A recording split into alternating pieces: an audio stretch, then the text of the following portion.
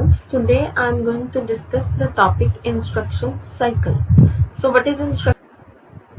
Before discussing instruction cycle, I want to mention about what is a program. A program consists of a sequence of instruction and it resides in the memory. The program is executed basically in the computer by going through the cycle for each instruction. And each instruction cycle in basic computer has following phases. 3 phases में काम करेगा आपका instruction cycle. The first one is fetch. Fetch is going to fetch an instruction from memory.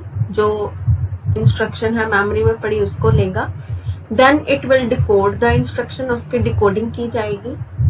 And if it is necessary, it will read the effective address from memory.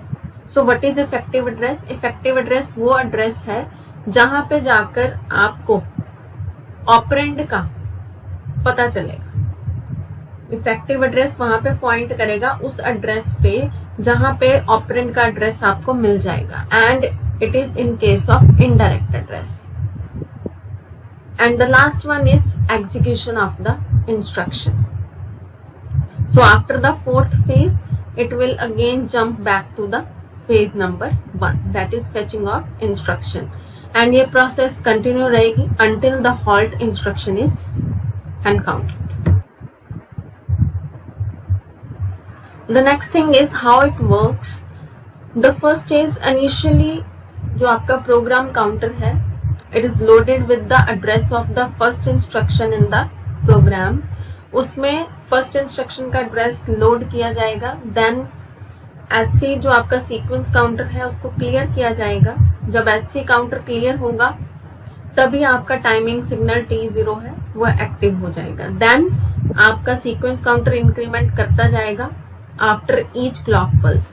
It is necessary because तभी आपके timing signals हैं वो increment करेंगे from T0 then T1 then T2 and then T3 and so on. And in order to implement fetch and decode phases आपके पास 3 जो register statements हैं यहाँ पे शो की गई हैं, T0, T1 एंड T2.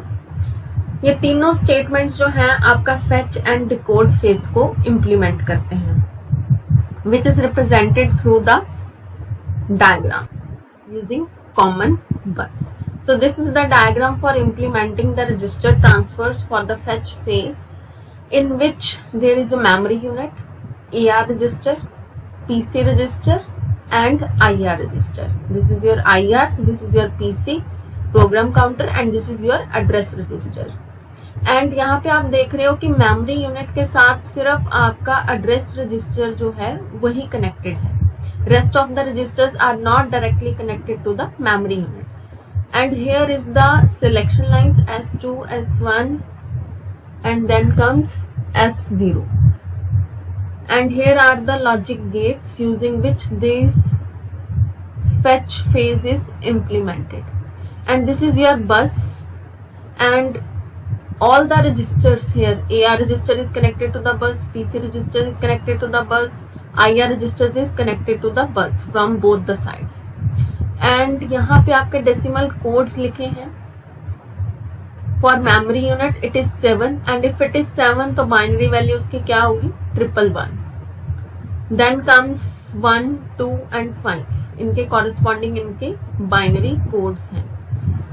जब बाइनरी कोड्स आपके सिलेक्शन लाइंस पे अनेबल होंगे देन ओनली जो ट्रांसफर्स हैं वो होंगे.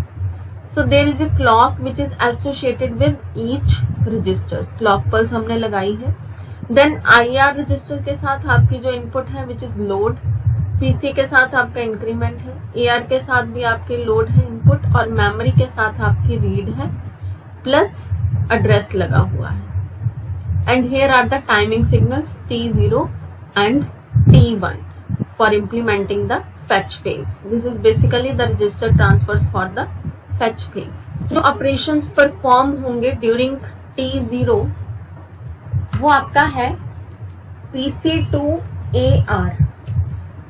PC to AR means कि जैसे आपको अभी बताया कि AR जो आपका रजिस्टर्स है वो मेमोरी यूनिट के साथ डायरेक्टली कनेक्टेड है।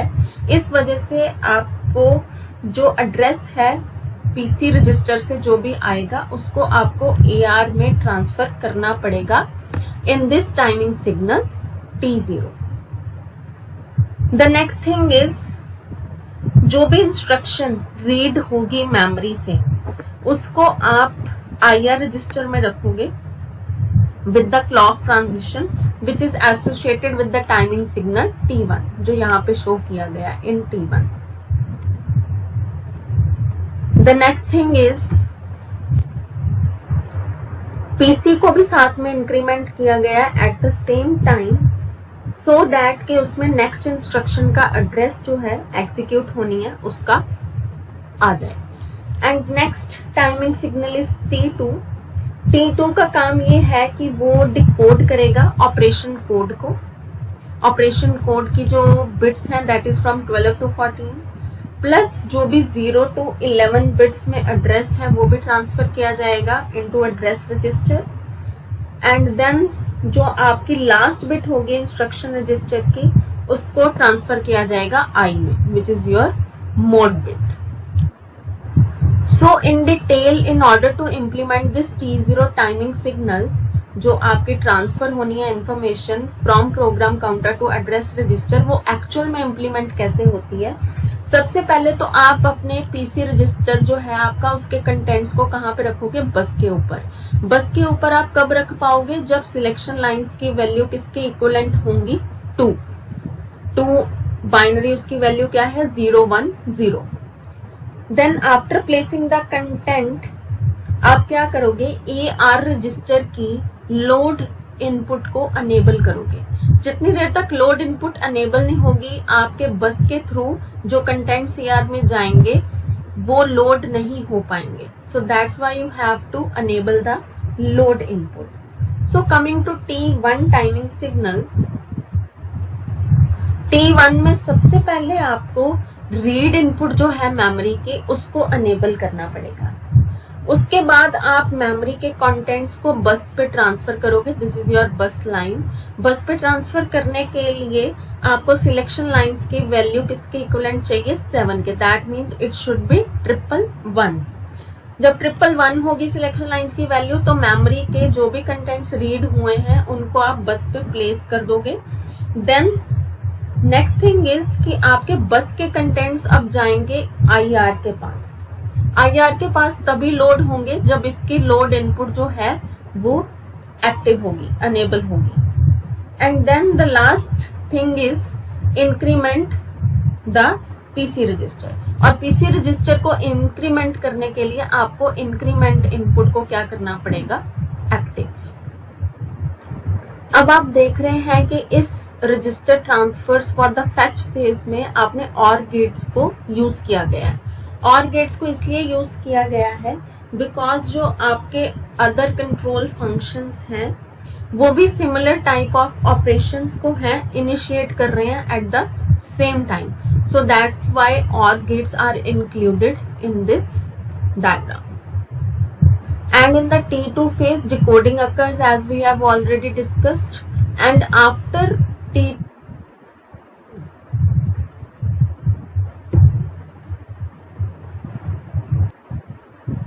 you have T. So, timing signal is T3 after the decoding. अब T3 टाइमिंग सिग्नल में कंट्रोल यूनिट ये डिटरमिन करेगा कि किस टाइप ऑफ इंस्ट्रक्शन को मेमोरी से रीड किया गया है। और after the instruction executed SC को क्या कर दिया जाएगा, क्लियर, सो दैट कंट्रोल वापस से कहां पे चला जाए, फैच फेज पे चला जाए with T0 is equal to 1। जब T0 अनेबल होगा तभी कंट्रोल चल पाएगा। So next thing is it is assumed that SC is incremented with every positive clock transition. So ये अज्यूम किया गया है कि सीक्वेंस काउंटर हर क्लॉक ट्रांजिशन के साथ, पॉजिटिव क्लॉक ट्रांजिशन के साथ इंक्रीमेंट हो रहा है, but somehow it is not shown. हमने एक्सप्लिसिटली उसको शो नहीं किया है। And afterwards when sequence counter is cleared, तो उस स्टेटमेंट को हमने इंक्लूड किया है in the flow chart of instruction cycle. So here is the flow chart for instruction cycle. You can see from here at the top there is a start. Start क्या है? Starting में आपने sequence counter को क्या कर दिया? Clear. जब sequence counter clear हुआ तो टाइमिंग सिग्नल T0 है वो एक्टिव हो गया. The operations that we have discussed are mentioned here.